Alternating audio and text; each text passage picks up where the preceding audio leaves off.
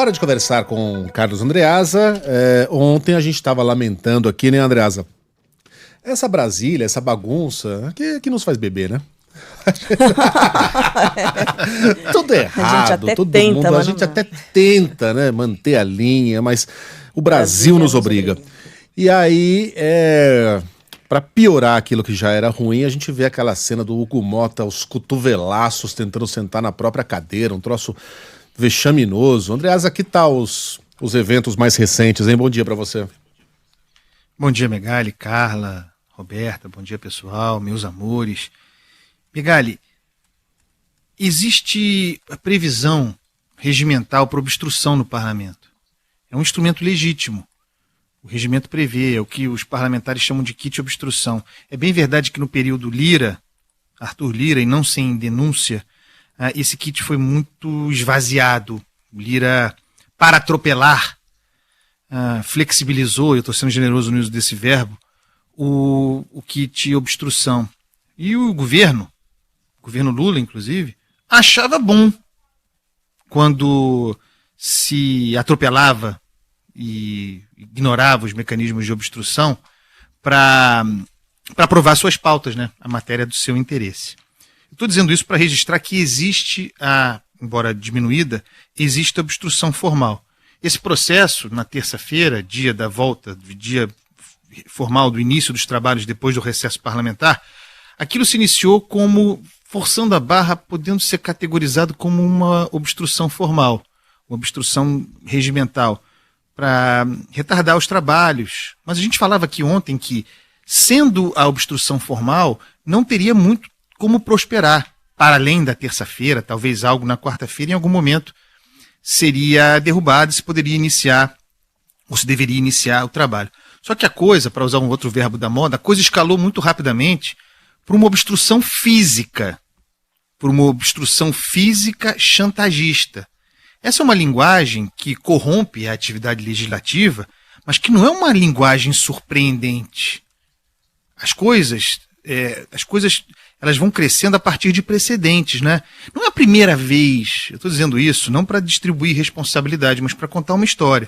Não é a primeira vez que a gente vê grupos parlamentares insatisfeitos, ocupando mesas fisicamente, não deixando os trabalhos andarem. A gente já viu isso várias vezes, inclusive uma linguagem muito usada pelos parlamentares do PT e do PSOL. A obstrução física dos trabalhos parlamentares. Ontem, para chegar num outro grau, para usar a expressão do grande craque Bruno Henrique, ontem se chegou a outro patamar, a partir da corrupção desses meios, outro patamar da corrupção da linguagem parlamentar. Ontem foi chantagem explícita. Ou é assim, ou é do meu jeito, ou o presidente da Câmara não poderá sentar na sua cadeira. Ou é do nosso jeito, olha como se corrompe a ideia de negociação no parlamento. A base da imposição. Não, a gente vai negociar. Nós queremos negociar, mas tem de ser do nosso jeito. Tem de ser da nossa forma. Foi isso que aconteceu. Tudo muito agravado pela ausência de Hugo Motta. Como assim, Andreasa? O Hugo Motta não estava na terça-feira, mas ele estava ontem. Não, ele não estava ontem. Ele não estava. Ele continua ausente. Ele é um presidente da Câmara fraco e ontem ficou muito claro que é um boneco, uma representação de quem manda no parlamento. Quem manda no parlamento é Arthur Lira. Eu vi muito isso também ontem. O Arthur Lira nos salvou. Salvou a democracia. E há também a corrupção da ideia de golpe, como se tivesse acontecido ontem fosse um movimento golpista. Golpe foi o que houve em 8 de janeiro e antes. Ontem não. Ontem era chantagem. Certo? Mas Lira terá sido nosso salvador. Ora, o nosso salvador nos salvou da zorra causada pela fraqueza daquele Hugo Motta que ele, Lira, colocou para presidir a Câmara. Então Lira estava nos salvando dele mesmo, no final das contas. Isso é importante dizer.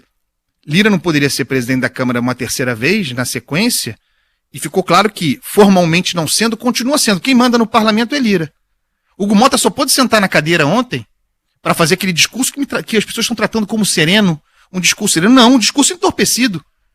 Um discurso de perplexidade. Eu ouvi 10 minutos da fala do Hugo Motta, tudo que ele disse eu resumiria da seguinte maneira: meu Deus do céu, o que eu estou fazendo aqui? O que eu me meti nesse troço, eu não estou aqui para isso, não tenho a menor ideia, não tenho estatura para estar aqui. Em determinado momento, quando ele sai do gabinete para, sob suposto acordo, retomar os trabalhos, sentar na cadeira, abrir a sessão, ele chega lá em cima, naquela zorra, fica ali esperando, perdido naquela multidão, e inicia, porque não saem da cadeira dele, vejam as imagens, inicia um movimento de volta para o gabinete, de desistência. Não era um presidente da Câmara perdido, era um presidente da Câmara entregue. Ele inicia o movimento para voltar para o gabinete, e ele é arrastado, quase pego no colo. Vem cá, Huguinho! Quase pego no colo por alguns dos seus pares mais experientes e arrastado para sentar na cadeira. Porque por ele, aquele estado de anomia teria continuado. Anômala a Câmara. Quem garante que, debelada a crise, que será possível agora voltar a abrir sessões e trabalhar normalmente nos próximos dias? Qual o grau de comprometimento da agenda futura? Outra coisa, para encerrar a coluna, que talvez seja o mais importante. Que acordo foi feito? Porque a oposição bolsonarista, chantagista, que estava ocupando a mesa, saiu do plenário ontem cantando vitória e dizendo que firmou um acordo para votar a sua agenda, dentro da qual iria o compromisso de Hugo Mota e dos líderes partidários, para votar, para colocar em votação a anistia ampla, geral e restrita. E até agora não me veio desmentido formal, ou a confirmação. Essa é a grande pergunta para o presidente Hugo Mota. De agora em diante. E vejam, botar para votar um projeto, por pior que seja, é legítimo. O que a gente quer saber é se esse acordo que a oposição brada ter firmado, cantando vitória, se esse acordo foi mesmo firmado. Se Hugo Mota se comprometeu a botar em votação, entre outras coisas, a anistia, que pode chamar do que quiser, é a anistia Jair Bolsonaro. Essa é a grande questão, que eu espero que seja dirimida hoje. Que Hugo Mota venha a público para dizer que negociação é essa. Não sei nem se ele participou dessa negociação, a bem da verdade. Mas as perguntas estão aí, pessoal. Andreas, aí na vitrolinha? Na vitrolinha da obra do grande e saudoso Efson, Quais. Cantada pelo grande cantor Marquinhos Satã, uma das maiores vozes do samba. Sim. Olha que beleza isso. Grande Marquinhos Satã, nosso ouvinte. Um beijo. Um beijo, Andreas, até.